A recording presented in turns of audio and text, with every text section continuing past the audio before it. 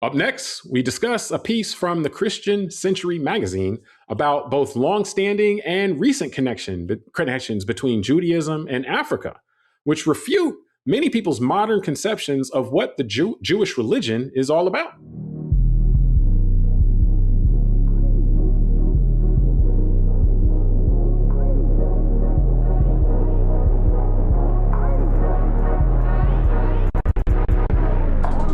All right, Tunde, for the second part of our discussion today, you sent me an interesting piece, in the last week or so, talking about, and it really talked about the connections in Judaism, or connections in Africa to Judaism, and various connections that have been there and so forth.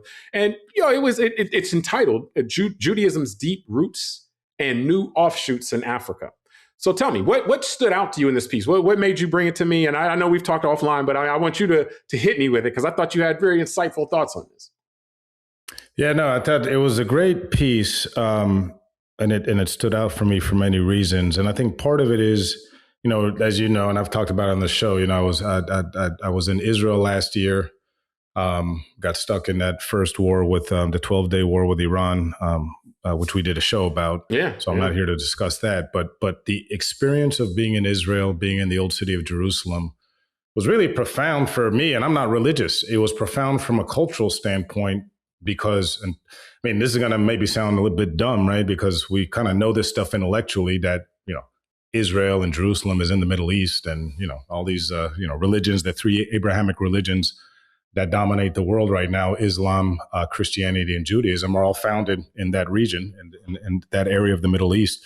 And that I'm looking at signs in Jerusalem that say, Bethlehem is, 5 kilometers this way, Nazareth's, 25 kilometers that way. So it was interesting. But then I'm reminded of myself, like, all this stuff started here and then was exported, whether through conquest or through just people wanting to convert, to the rest of the world, all these other continents in the world. And so if you look at the history of Judaism in Africa, it appears that it has many different entry points. Some being as old as 3,000 years old, that have been documented now through DNA evidence. And that's the Lemba people of Zimbabwe and Southern Africa, who have been identified genetically to be descended from the Kohanim in Yemen. Around 3,000 years ago to 1,500 years ago, there was migrations. And the Kohanim are, if you know a Jewish person with the last name Cohen, that's a direct descendant. Then they were considered the high priests of Judaism of thousands of years ago. So there's a direct lineage right there to sub-Saharan Africa. But then you have a lot of other lineages, like the Berbers in North Africa, the influence of the Jews who were kicked out of Iberian Spain during the Inquisition after the Moors were defeated in Spain. So you got a lot of these different entry points of the religion into the African continent. And I think it's something that, especially in America, where we are culturally, just most Jews are descendants of Europeans, for us to think of a Jew as a non-white person in America is something foreign to us. Yeah. So again, that's to me what was very interesting about this. Yeah, that lens is interesting as well, because the idea in the United States, we do tend to view everything through the prism of race. And so even religions, especially in a modern time now, if you go back into the 60s, the idea of a Catholic versus a Protestant had more meaning to people, and into this day to some degree.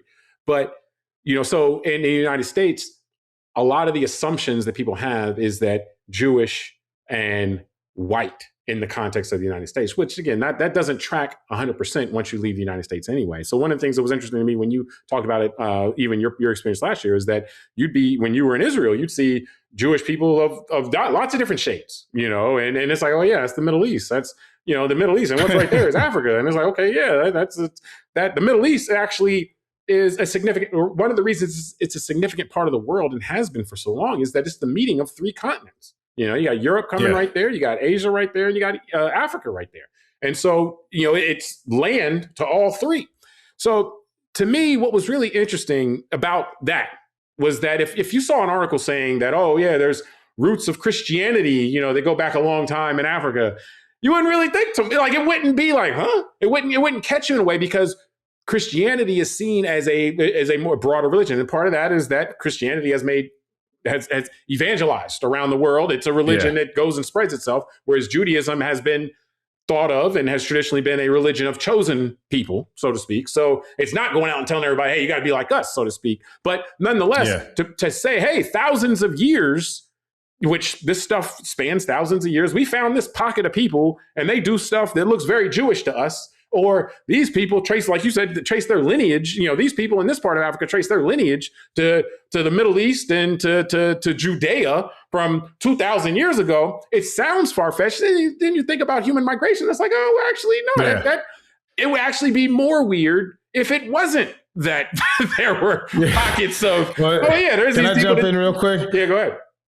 Just on the point you did, because it's just on the point you made. I think it shows some of our just inherent cultural biases, because think about what you just said.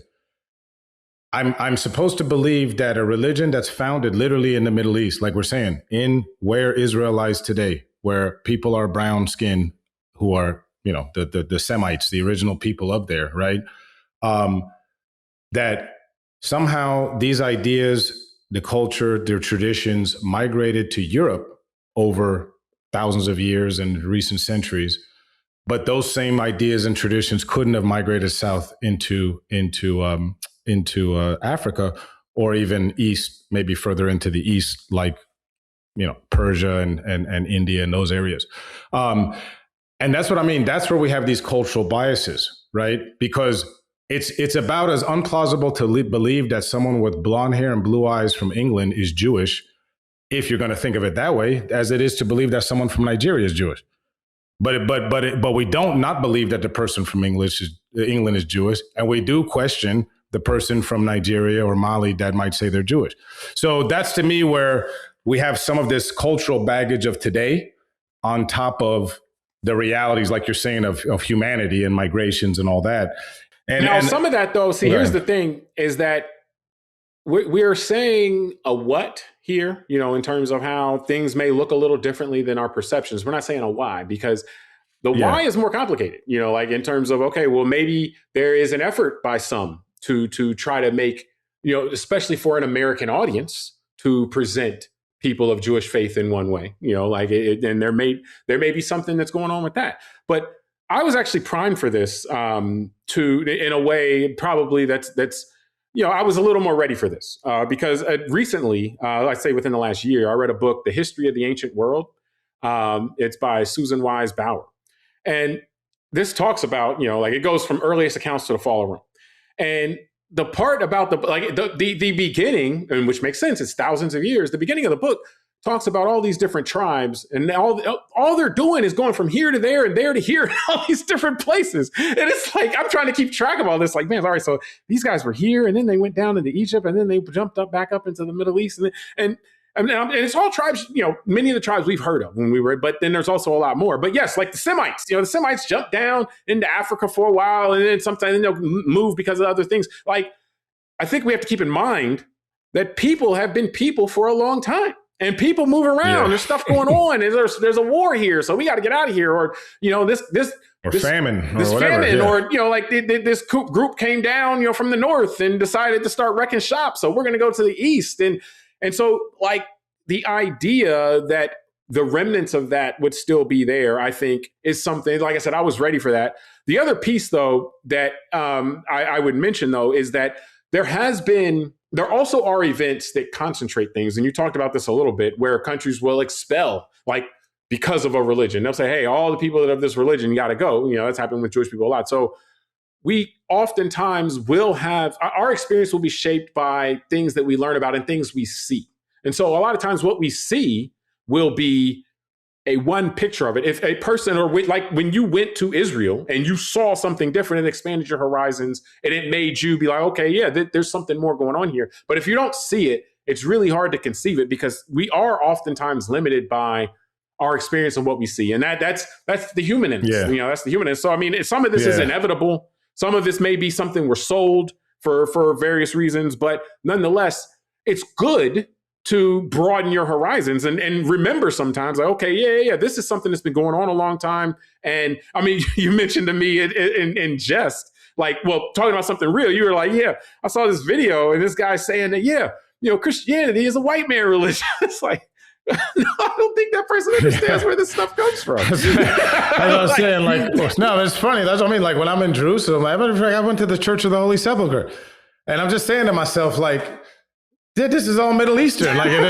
you're saying, to see a white American guy saying, "Oh, this is a white man's religion." I'm like, yeah, really? Have you been to the holy sites of Christianity? So, and this is something I'll say this because I can appreciate to some people what we're saying probably sounds crazy.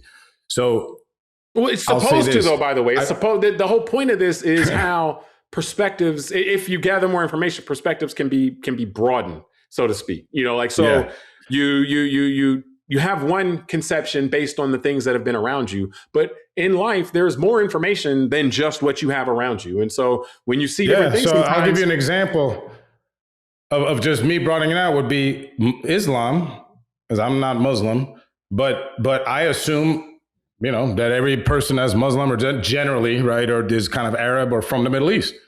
Until I learned just probably in the last decade that the largest Muslim country in the world is Indonesia, with 180 million population and with 90% of them being Muslim. And so when I look at pictures there, I see women with an Asian face with a hijab on. It's like we talked about this offline, maybe a little bit ago, talking about how when the quote unquote ethnic cleansing that was happening in the 90s, around Sarajevo and all that stuff, dealt with people trying to kill white Muslims in that part of Europe. So it was white people. Let me tell you, I'm glad you brought that up. That brought me back a memory. So my freshman year in Iowa at a small school, I played basketball.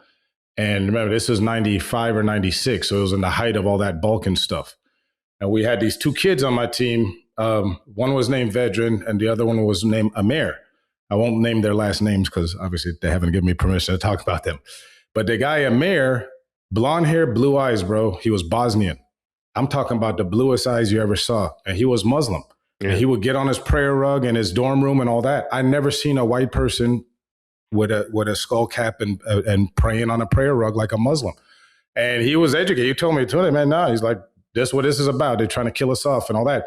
So to your point, and I think this helps me, might be my explanation earlier, because again, in today's culture, we're used to Jewish people looking white and that they, somehow they're European descent, but we're not used to Muslim people looking white. But here was an example of, like you said, Islam also migrated into Europe over the last 1,000 years, just like the other religions, like Christianity and Judaism.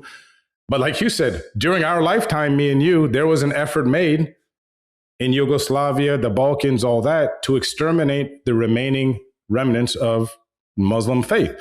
And it didn't work because when I was on a different trip, and I went to Turkey and the Greek islands and all that, I looked up, I was curious. Eastern Europe, like Bulgaria, Romania, still have like 50% of the population is Muslim. So I was surprised. I was like, oh, okay. I didn't realize there was that much still Muslim kind of influence in Europe, in Eastern Europe. So again, and if you look at history, it makes sense. The Ottoman Empire stretched all the way to Hungary. Yeah. So it makes sense that there were Muslims, even after the Ottoman Empire fell, that people stayed there, right? People lived there that were Muslims. So I think, that's why to me, they did, just to round it out, I know we got to wrap up, the history of Jews in Africa was an interesting topic to discuss because it's not something people normally think about in today's world. But just like I didn't think about Muslim people in Indonesia who are Asian. And I think that's where we come to the question, are things like Judaism, are they a religion where anybody can be a part of it? Or is it what the Nazis said, are these things a race? And I tend to think they're religions. I don't think that people are races in terms of ideas are races, and religious ideas, but other people don't. And that's where they get hostile if you try and include people that don't, quote unquote, look like how you think they're supposed to look into a conversation. Which should be noted is separate than the hostility, because there's other people that have a problem with other religions. Like, hey, I don't like your God, so I'm gonna, do something bad to you. Separate. So there's that. And then there's also this expectation of what my religion or this other religion is supposed to look like, which gets into your conversation as far as that goes. And so, I mean, and to me, I always I recognize a lot of these things from the standpoint of, okay, I get it, from a human standpoint, and that these disputes have been going on a really long time. But the part about it, and then we can end, I mean, I know we want to get out of this conversation, but the part about it that blows my mind, though, is the level of overlap between the Abrahamic religions. And the fact that so much though is made, it's almost like these religions, while there are things about them that really do good things for people.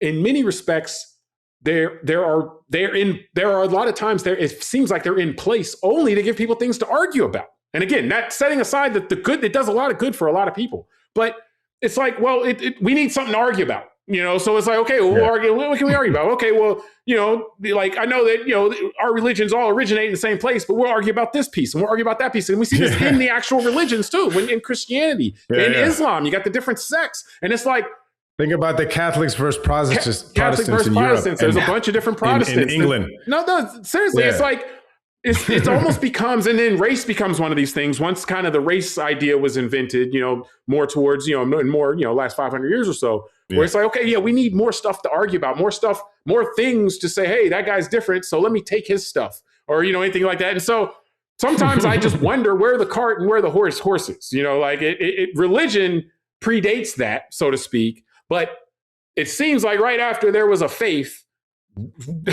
then probably the next day somebody was like, hey, we can use this. I agree with you. to make people argue with each other, and then while they're arguing, take their stuff. So that's funny, James, because it's funny you say, because I'm thinking in my lifetime, right? I remember I'm old enough. I'm 48. I'm not that old, but I'm old enough to remember the Irish Republican Army in the 1980s still bombing places in England because that they, the Catholics and the Protestants, this kind of holdover of these fights. And then we got, like you said earlier, Shia and Sunni Islam. How many people have died from those fights? And this is just a disagreement about who was the descendant of Muhammad, whether it was his my point, son Ali or his nephew or something like that. This is my point, though. My point is that if it wasn't that, it'd be something else. Like that's just a convenient that's my point. Yeah, exactly. Tap in, but it seems like people are just looking for stuff to just disagreeable people at least. No, you're right. Hold on. I think so. Now we got. Now we got these mental states. We got people that are generally, there are just people out there that are just generally disagreeable. There are people who can cooperate, and there's people who can't cooperate and have to impose their will, and that's just, and the cooperatives have to work together to get around those other people, because otherwise those other people arguing and fighting all the time. My last joke will be, and now we got the internet. So it's going to be a lot more complicated. The people who want to impose their way on other people have the upper hand right now for sure. So, but I think we can wrap from there. We appreciate everybody for joining us on this episode of Call Like I See It. Subscribe to the podcast, rate it, review it, tell us what you think, send it to a friend. Until next time, I'm James Keys. I'm Tunde Ogunlana. All right, we'll talk soon.